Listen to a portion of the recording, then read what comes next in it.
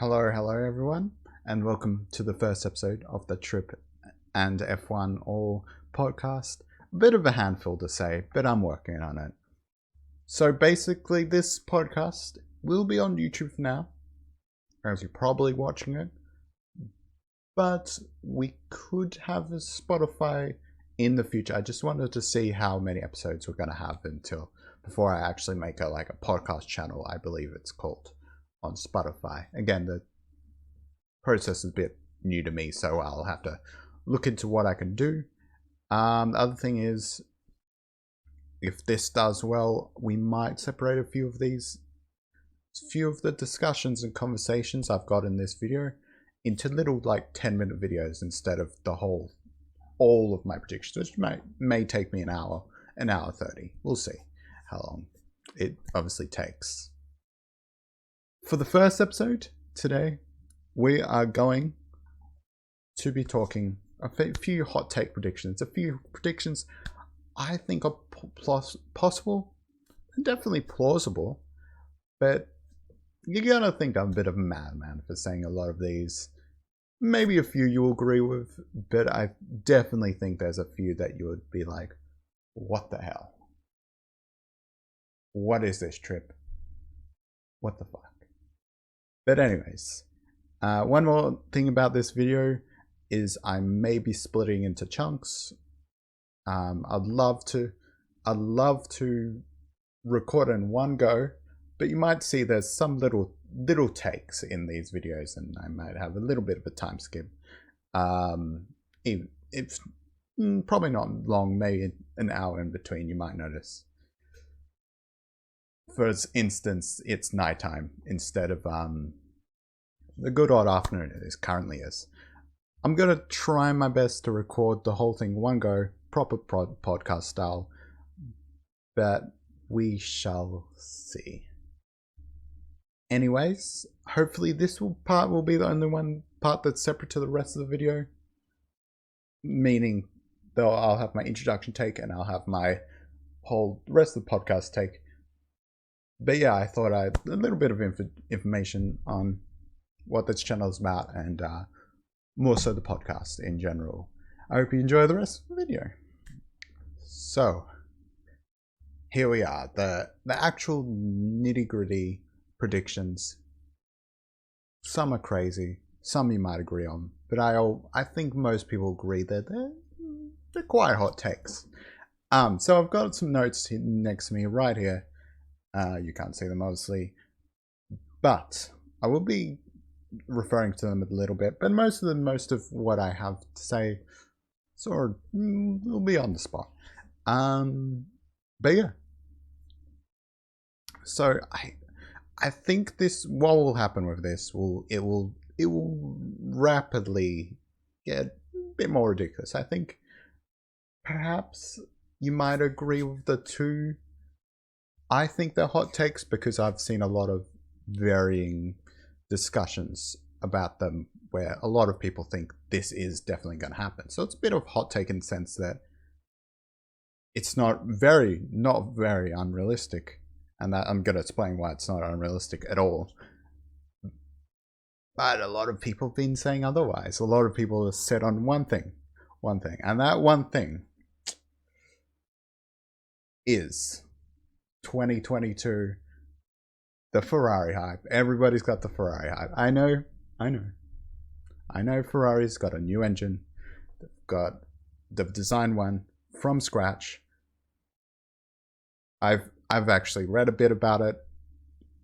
I'm not a huge car guy, so I won't say I understand it all.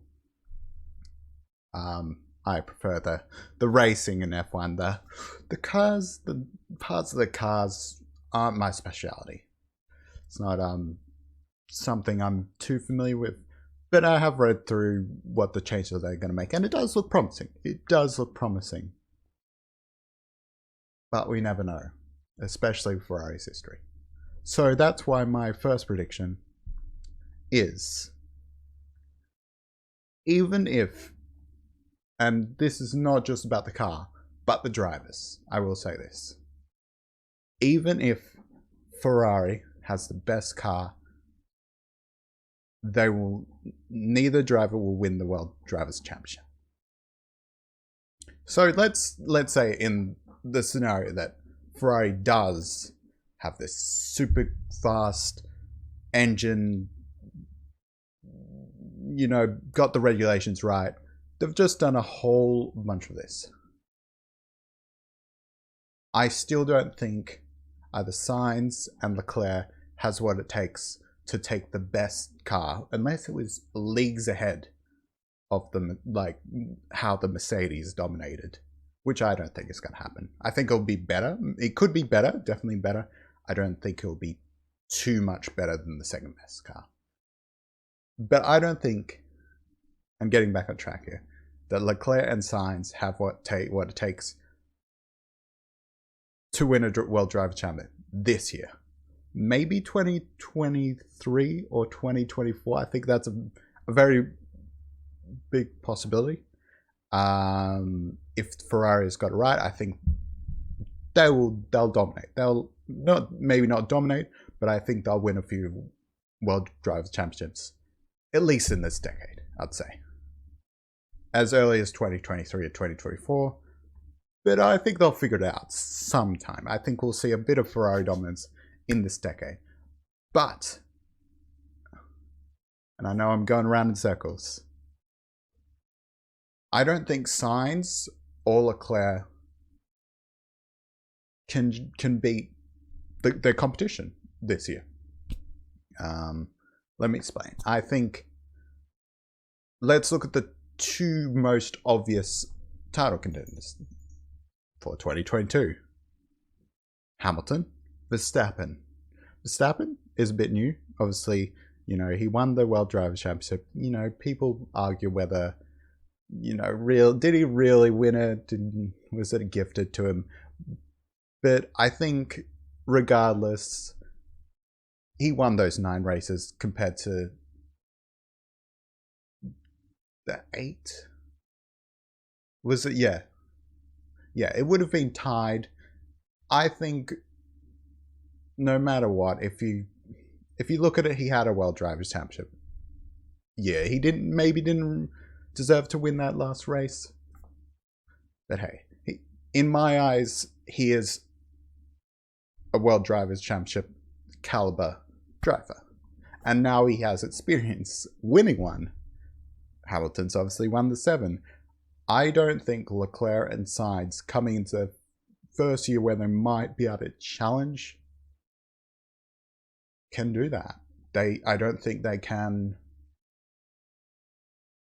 push past Hamilton, push past Verstappen. And as well, again, another dark horse is also Alonso. Maybe Alonso steals a few points from the Ferraris. Maybe. We'll never know. But I will talk a bit about Alonso in a bit. But for now, I just don't think that Leclerc or Sainz can beat 2 world champions, especially one that's got 7, along with people like Norris and George Russell also maybe in the conversation. I just think the competition will be too muddy this year. And I think maybe once they get a bit of a taste of the challenging, I think most people are expecting Leclerc to be the Ferrari World Driver Champion.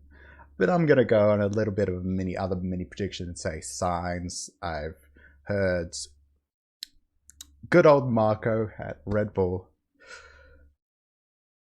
say that he thinks he's faster, and I would agree to him to an extent. I don't think he has a reason to make those comments unless he thinks it's true. I don't think he's trying to grab Sainz back to Red Bull, although I would like to see that. I do think sorry. I do think that Sainz has the potential. He has the potential to be as fast as Verstappen, if not a little slower. I think they're both prodigies. We heard about Verstappen because he was this kid that came in at 16, 17 and showed promise, and then Sainz was forgotten in the media, in the races, I think. But he has shown that he is good. I don't think he's too overrated now. I think a lot of people make it the argument that that we have underrated him so much that he's gone straight to overrated. I think he is a World Championship caliber driver. I think it might take a bit of a weird year for him to get the World Championship. But I also think he might be better than Leclerc. Leclerc has, as much as he impressed in his first year, I just don't think Leclerc has impressed enough in the last few years. You could argue that he's gone under the radar with all the Sainz hype. We'll see, though. I think if you want to ask me if I'm completely sure on that one, again, I don't want to be proven wrong. I don't want people to come back after Leclerc's won his second or third championship and people going to me, well, Trip, what did you say about Sainz? So yeah, I kind of don't want to be proven wrong, but I think that's the most. I think Sainz is a better driver, but going back to the whole the Ferrari conversation, I just think maybe they need a year to be in the competition. You know, Verstappen's didn't come out of nowhere. Obviously, this year he was given a car that was good enough to win. That was the main reason he did so well, and obviously won the World Championship. But I would say it's since 2019 where he's really, really been in the conversation. I think 2019 he might have got a bit unlucky at some cases. 2020 the Mercedes was just too powerful. It was just so much, and I think again the pandemic really set Red Bull back, and then Mercedes already had that dominance, so it didn't get affected too much. And obviously, you know, some of the parts of Mercedes, which were a bit, well, we'll not get into that conversation. But yeah, again, I think Verstappen, it had been coming for a few years. He had at least 2 years where he might not have gone too close. Again, he was third. He was behind Bottas. I'd say mostly because the car's dominant. Hamilton also was, as much as I'm not a big fan of him, he was driving pretty well to 2019, 2020. I'd say 2021, there was a few times where he really made key mistakes where he could have won the championship, or at least it wouldn't be down to a final race decider like we got, and Michael Massey's decision would have affected the race. But I think Hamilton didn't do too well this year. Anyways, I just think Leclerc and Sainz haven't had one or two of those years where they've really been able to challenge for a title, and they need this year to know what it takes. They need to know what it takes to get in that conversation, and then I see them maybe taking one 2023, 2024 if the car is good. Also, on the side, I think this is a hot take because we've been hearing a lot of Ferrari hype, but I think Verstappen will be a repeat World Drivers' Championship. Again, Hamilton could be in the conversation, but I think he'll be struggling with the new competitive Russell, the competitiveness of Russell,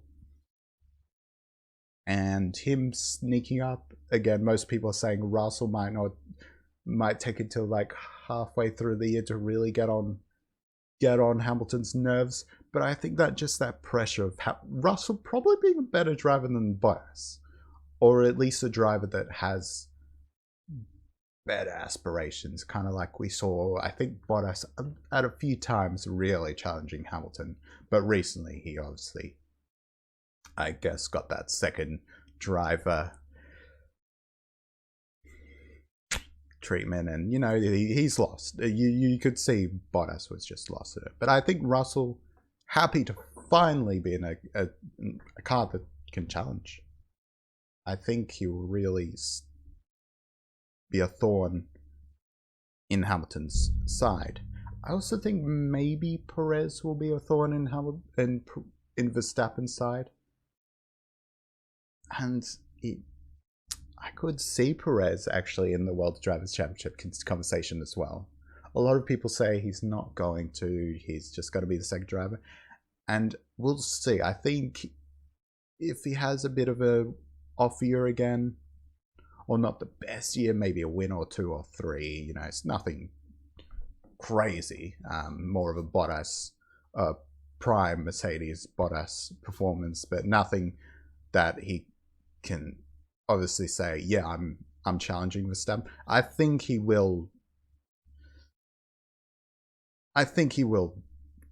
again take the second driver role very well, like he did.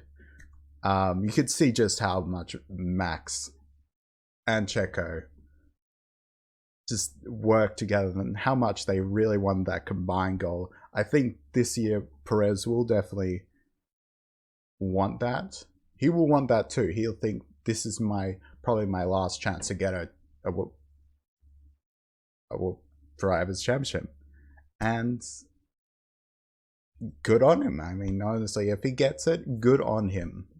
But I am gonna say, I think with Hamilton aging, with the disappointment from Verstappen winning, somewhat unfair. I will admit, even as a Max fan, it might have been a bit off, and it should have either been a red flag, or there should have been the decision to let all lap cars pass at a good distance, following the regulations at an earlier point. I don't think Massey should have said they're not, then they are, then only these people are.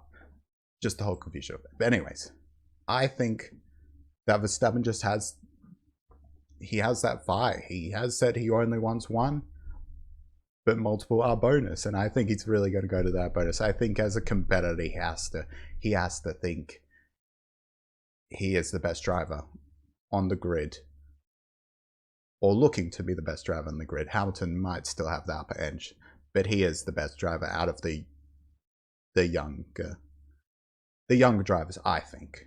If you want to make the argument that Russell and Norris, even Leclerc, haven't really shown what they can do, yeah, but I think Verstappen is really once in a lifetime, once in a generation, I should say, talent, just like Verstappen is. I think he will be the more dominant of his generation. So yeah, I think, again, I don't know why I'm explaining this. I think a lot of people might agree with me, but I've just seen too much Ferrari hype. I've heard that Leclerc's going to be the World Drivers' Championship. Maybe even a little bit of sides. Everybody's saying on Ferrari, which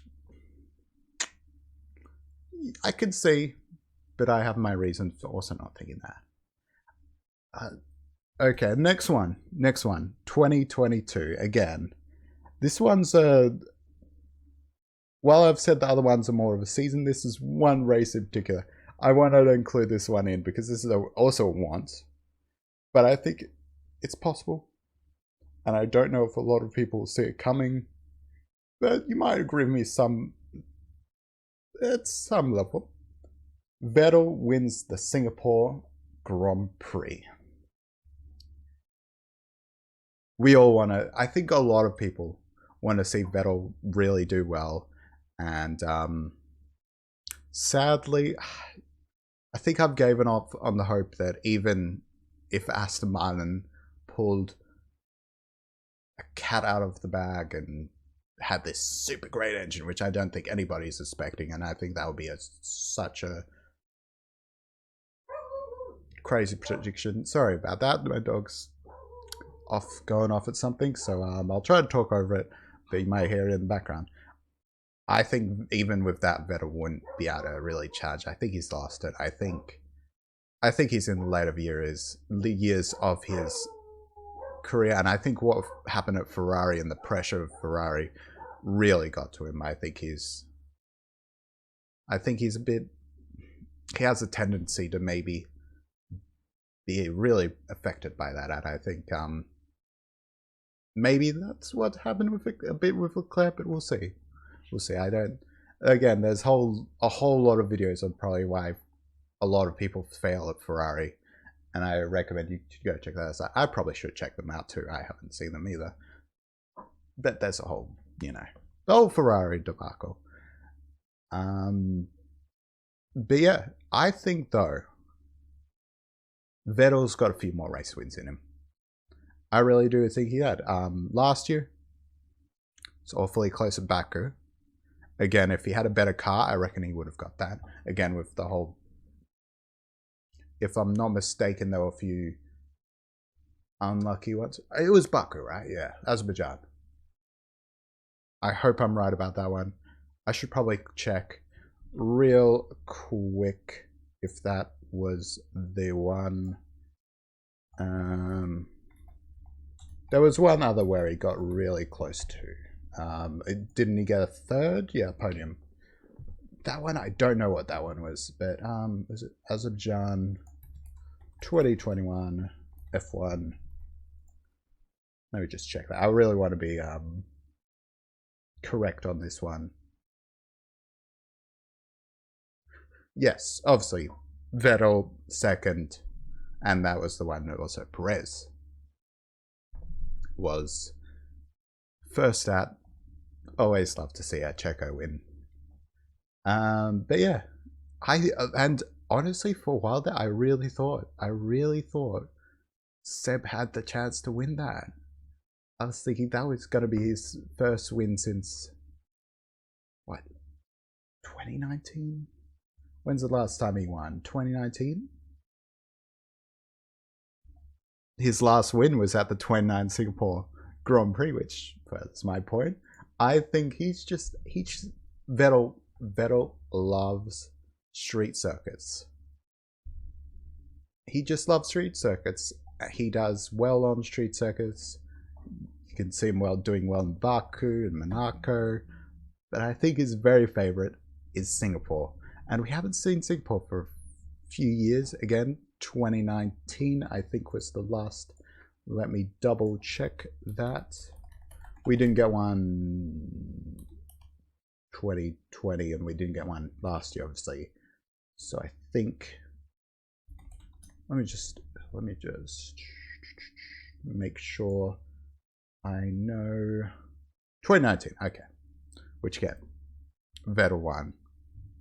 In a year, I think there was maybe the start of the end of the Ferrari breaking down a bit. I'm honestly, I am really happy, even though I think there is a bit of the toxic environment. I'm really happy that we're starting to see them come back and interested in dynamic. Anyways, I think, I don't know, there's much more to say about it. I just think Sebastian Vettel's going to come back to a track he loves, that he has been consistently fast on. And I can probably even get you the results every year, which I could. Okay, after having a quick little break here, and let me get my hair out of the way. It's a mess. It's got a mind of its own. I did decide to look at Vettel's results just across his career, but more focused on Singapore, which I'm looking at his results and I can't tell if that's his best track, but I'm seeing a lot of wins. He's got 5 wins. It's just the most of anybody.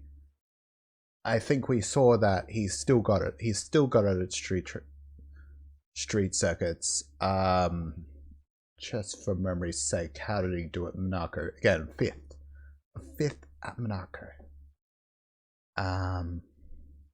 Obviously got unlucky a bit at the Saudi Arabia retired. Can't remember why he retired.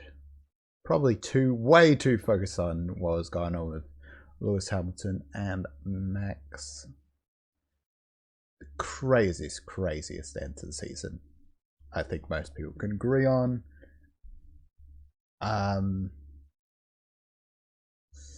Let's see. Sebastian Vettel. Well, he didn't. Obviously, he didn't qualify great. But yeah, that was a bit of a hard one for everyone. But if we look at two of his best performances, 5th in Monaco, 2nd in Azerbaijan, he's still got that street racing. He's still got it. He could have won that in Baku. If he had a little bit of better car, Perez just obviously, with all the bad luck and everything, Perez just took advantage of that race. And Spa as well. Spa or 5th. I'm sorry. I'm fanboying out about Seb. I never used to like Seb. When he was dominating and he was just so cocky, and we all wanted to see a little bit of something more. We wanted to see a bit more. Yeah, I gotta admit, Seb Spa checking on Norris, that was. I just have so much more respect for Seb, I think, and I really want to see him win again. I know I complained when he was dominating, and I think for a year there I was actually a Lewis fan because I just wanted anybody else, and it was like Lewis was the best, and I kind of lost interest in Lewis, especially after he started dominating. But I think in last few years, I think as well, I've started to not like him, not just based on he's dominating, but also there's a few things he does. I think there's reasons to hate Lewis. Well, not hate him, but dislike him. But back to Seb, I think, yeah, I'm looking at his results again. A lot of second. There was one retirement, which I would be tempted to look into. He got a 5th in that in 2016, which must have been a bad race for him, or just people might have been faster. Did a great job if he qualified. Last 22nd on the grid. Oh, and the 5th place grid penalty. But he did that. That makes the 5th even more impressive now. It wasn't a first to last to first like Checo did in 2020, but Singapore. I don't think, from memory, Singapore is a great track for overtaking. 22nd to 5th. That's crazy. So even with that one, you gotta think. I think Seb's gonna see Singapore, and he's gonna think, I've got this. Maybe he doesn't qualify first. Maybe he doesn't overtake Verstappen, Hamilton, whoever might be a bit competitive on the track. Maybe someone will crash out. Maybe someone will have a bad pit stop, or he might beat them in the pits. I do think he has the pace to be in the conversation for the win. I don't think he's going to drive the hell out of that Aston Martin. If that Aston Martin again is not great like last season, or even worse, I think it'll take special performance and a bit of unluckiness for the leaders. But I honestly think even on Singapore he could probably qualify again 4th or 5th. I think maybe 3rd, maybe. I think we could see a really, really good.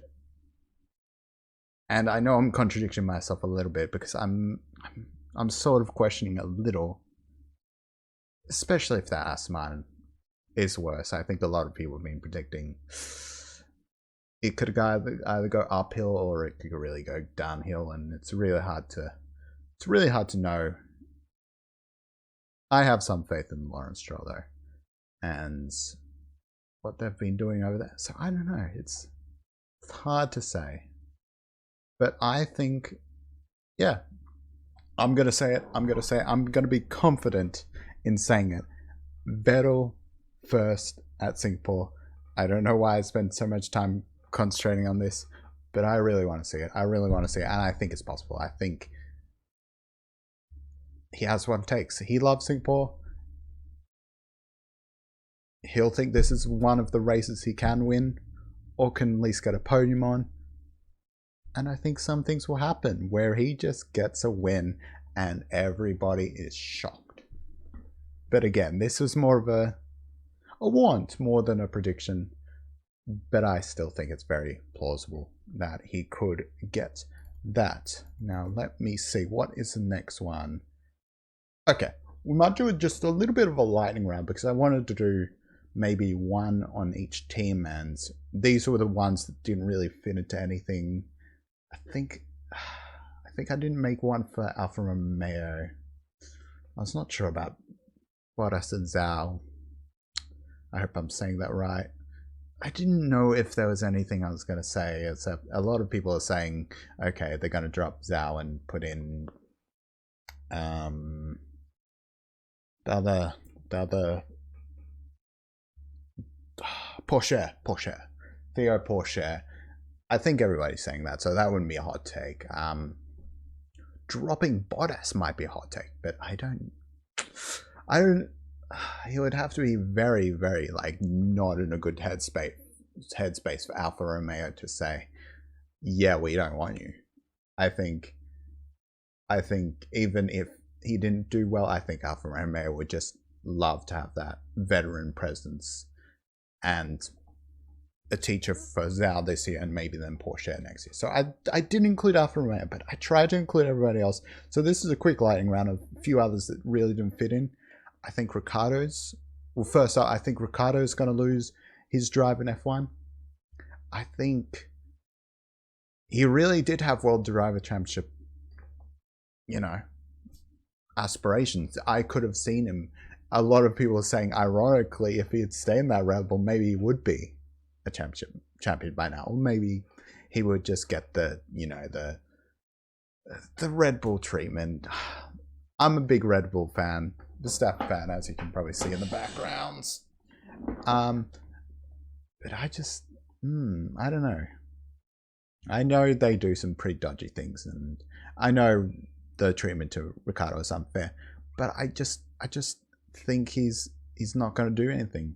He could win a few races. We've seen he's able to win races.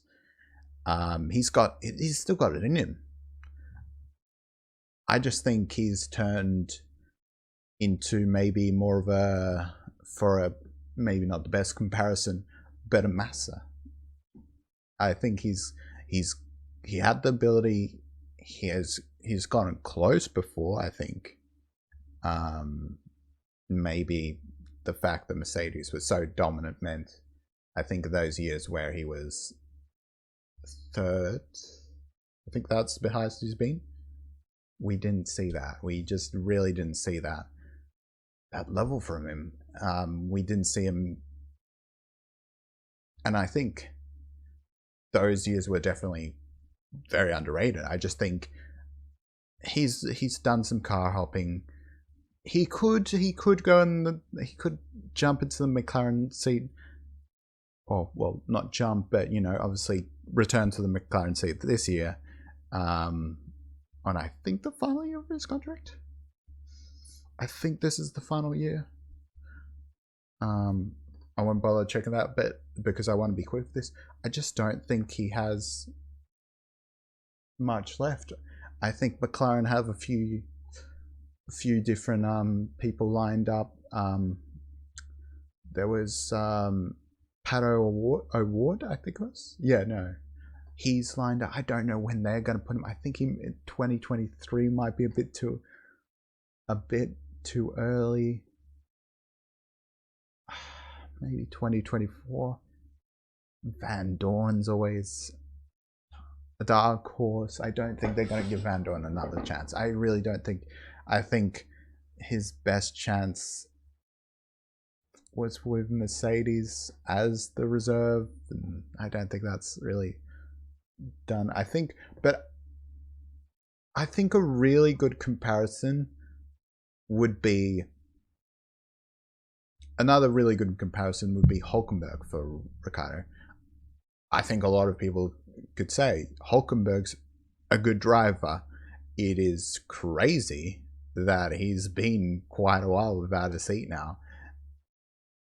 But he just doesn't fit in. I think it's the same for Ricciardo. He's still a good driver. I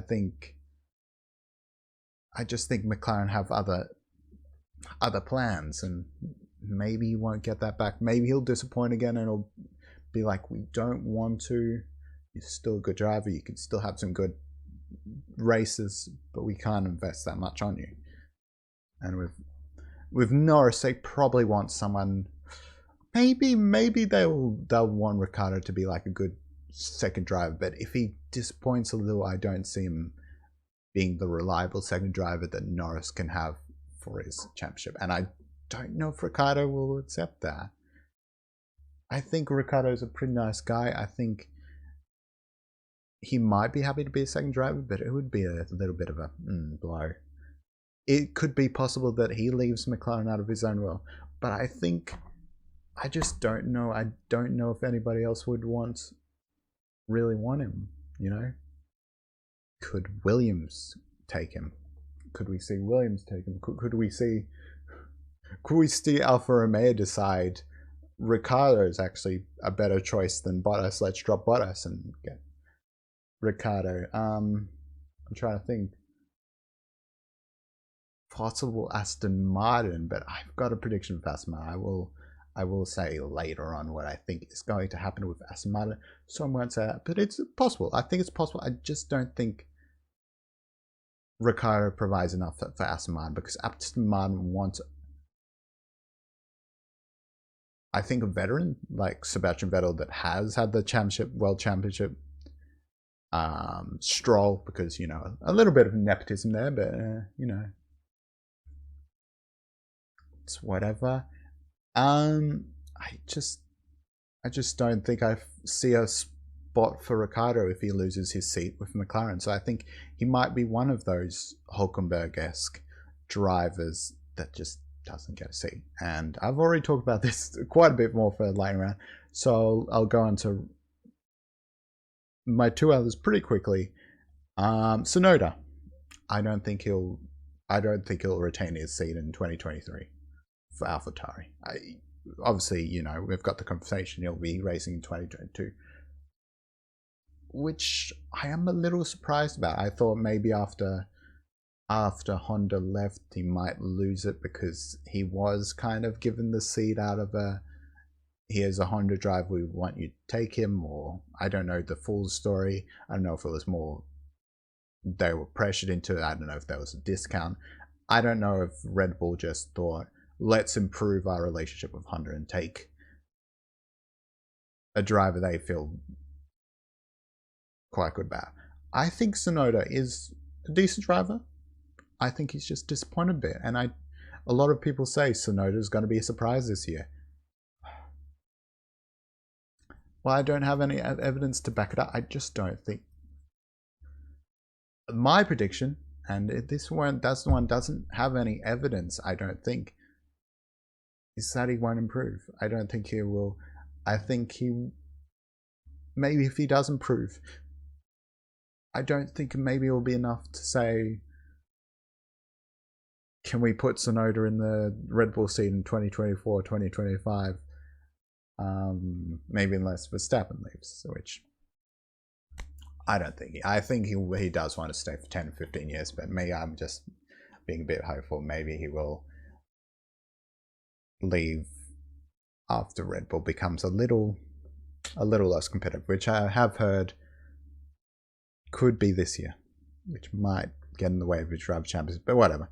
I think Tsunoda, he just, same as Ricciardo, just doesn't have a spot. If Tsunoda leaves AlphaTauri, if AlphaTauri boot him out the door, then I don't think there's any reason for anybody else, unless Williams wants to become closer to Red Bull. I do think Williams could be one of those two teams that they're predicting will take on Red Bull powertrain engines. There has been a lot of rumors, and I can't remember where I saw it, about there's going to be at least two teams that will maybe look to have Red Bull powered engines in the future, but we'll see, because maybe the Red Bull engine isn't that great and no one wants to take it. Williams would be not the smartest to leave Mercedes, but we'll see. Maybe we'll see a Red Bull engine in the Williams, and maybe we'll see a Tsunoda Albon line up in 2023. We'll never know. But I don't think we'll see Tsunoda at that AlphaTauri, and that will pretty much, I think, spell the end of his F1 career, unless, again, they decide to do a Kvyat and bring him back in a few years' time, maybe. Again, doesn't have any evidence. I think the fact that he could improve this year and be a surprise is just as possible. I do think. But that would be my hot take. Which I don't know if it's a hot take, but hey. We know how Red Bull is like. Next one, real quick. I don't know if this needs too much explanation, and I don't know if this is too much of a hot take. I think most people are saying it, but I think Latifi out of F1 after 2022. I don't think he retains that seat, the Williams seat in 2023. I think I've seen a lot from Latifi last year, especially. I think he's improved a lot. He went from someone where it's like, this pay driver, he got gifted that seat, blah blah blah. I think he has improved. I think he's shown that he can be fairly good. Out qualifying at least. I'm not sure about out racing. I don't think he got the opportunity to out race George, but I know he out qualified Russell. He out qualified him. I just don't think he's going to do enough. I don't think Latifi's going to do enough to really justify being in F1 after 2022. I think with the young drivers coming through and all that, I don't think Latifi. There's a chance that maybe Latifi, we could see one more go at 2023. We could see, with, for example, Giovinazzi. I hope I'm saying his name right, and I hope it's not a bit we'll go ahead and talk about that. I think Gio was definitely, Italian Jesus was definitely left in that seat a few seasons longer than maybe he should have. He could have turned into, I just didn't see it with all the prospects Ferrari had. I think they were keeping him in the Alfa Romeo, so he could go to Ferrari, but I don't think that was a possibility. I think Latifi's somewhat similar to that, where I know they wanted a pay driver, and the Williams have come out and said under new ownership they no longer need pay drivers. And that's good for Latifi, because I think he's starting to prove he's more of a pay driver. I don't think it'll be enough that they will see this year, or maybe next year, he's not worth it and drop him. I don't expect like a midway. Just to clarify, I don't expect like a mid-season drop. I don't think Williams would do that. I don't think they would bring in someone like De Vries mid-season. I think they would probably announce that he's leaving. That, as they say, they don't like to say they dropped. They like to say they're leaving. Or Latifi will announce it himself that he won't be continuing with Williams for 2023. And with that, I just don't see him really being there. Where does he go to? Haas? Haas, does something open up at Haas? Maybe not. Not as likely. Aston Martin again? Maybe Aston Martin. Like, we'll take a bit of a gamble on you. But again, I've got a prediction for Aston Martin, and I don't want that to take too long. I don't want that to be too long. But it will be one of the later predictions, I think, for Aston Martin. I think Latifi's F1 career is coming to a close, sadly, and he was one of out of the Canadian paid drivers, Latifi and Stroll. He was my favorite. I warmed up to him after I saw him. I've heard him in interviews, and obviously he's had some really good performances, but just won't be enough. But yeah, that's done for the Lightning Round. It took a little bit longer than I thought. So I've just realized for this podcast, I had an hour and 40 minutes worth of content in this recording alone. So I'm going to split into two. Part 1 and Part 2 shouldn't be released too long after. Maybe they'll be released the same day. That is my plan. Hopefully that is what happens.